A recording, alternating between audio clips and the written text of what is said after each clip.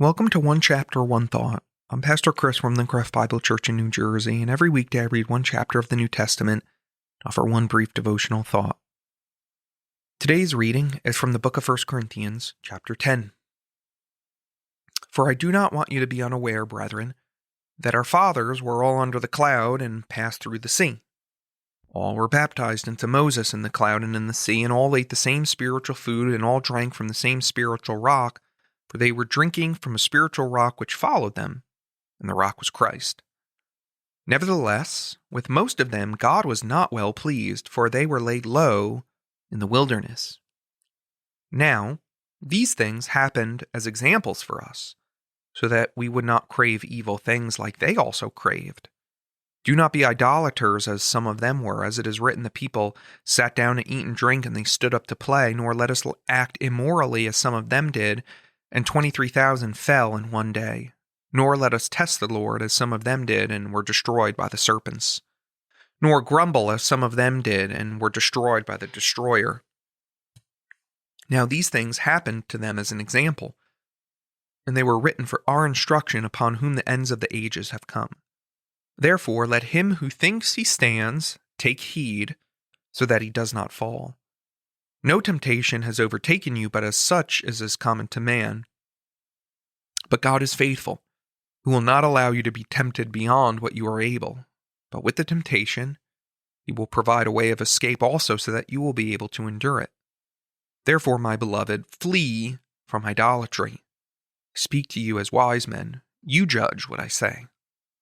Is not the cup of blessing which we bless a sharing in the blood of Christ? Is not the bread which we break a sharing in the body of Christ? Since there is one bread, we who are many are one body, for we all partake of one bread. Look at the nation Israel. Are not those who eat the sacrifices sharers in the altar? What do I mean then? That a thing sacrificed to idols is anything, or that an idol is anything? No, but I say that the things which the Gentiles sacrifice, they sacrifice to demons and not to God, and I don't want you to be a sharer in demons. You cannot drink the cup of the Lord and the cup of demons. You cannot partake of the table of the Lord and the table of demons. Or do we provoke the Lord to jealousy? We are not stronger than he is, are we? All things are lawful, but not all things are profitable. All things are lawful, but not all things edify. Let no one seek his own good, but that of his neighbor. Eat anything that is sold in the meat market without asking questions for conscience sake, for the earth is the Lord's and all it contains. If one of the unbelievers invites you and you want to go, eat anything that is set before you without asking questions for conscience sake. But if anyone says to you, this is meat sacrificed to idols, do not eat it, for the sake of those who informed you, and for conscience sake.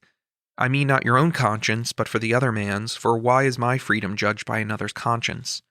If I partake with thankfulness, why am I slandered concerning that for which I give thanks? Whether then you eat or drink, or whatever you do, do all for the glory of God.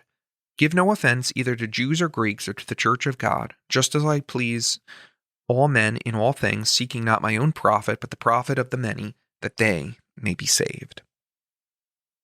One thought. Paul begins 1 Corinthians 10 looking at Israel's history as a warning to us. He says we must not be like them. They were liberated from slavery in Egypt. They were making their way in the wilderness, but the people rebelled against God. They gave into that temptation. They became idolaters, and they were judged for it. Instead, Paul tells us that we are to fight temptation and not give in to it like they did. But how? How do we fight temptation? I mean, we're all beset with temptation, usually every day, sometimes in different ways, but very often all Christians are tempted to different things. So how do we fight this temptation? Verses 12 and 13, Paul lays out a little bit of a game plan in a sense. He says, Therefore let him who thinks he stands take heed that he does not fall. So we fight temptation, first of all, through humility. No one is above temptation and sin. You're not, I'm not, the most godly person that you know is not above falling into sin through temptation. Right? So I think that's very important, because it's often in our arrogance Like the old verse says, pride cometh before the fall, right? If we think we're invulnerable, that's when we're most vulnerable. So don't think you'll never be tempted. Don't think you can't sin. You can. So we need that humility of mind to guard us against temptation. And then we need open eyes. God gives us a way out. It says, no temptation has overtaken you, but such as is common to man, but God is faithful, who will not allow you to be tempted beyond what you are able, but with the temptation will provide a way of escape also, so that you will be able to endure it. So often we allow temptations to dominate, right, our thoughts and feelings, that we don't even see if there's something we can do to get out of it. But the greatest hope that we have in the midst of temptation, right? We could have open eyes, see the way of escape, and the greatest hope then we have is the fact that God is faithful. God is faithful in the midst of temptation.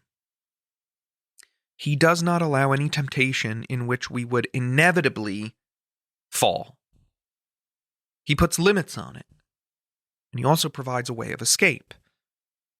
Temptation, then, is the reality for every believer, but in this text, Paul reminds us that we are never helpless. God is faithful, providing a way out so that we can stand firm.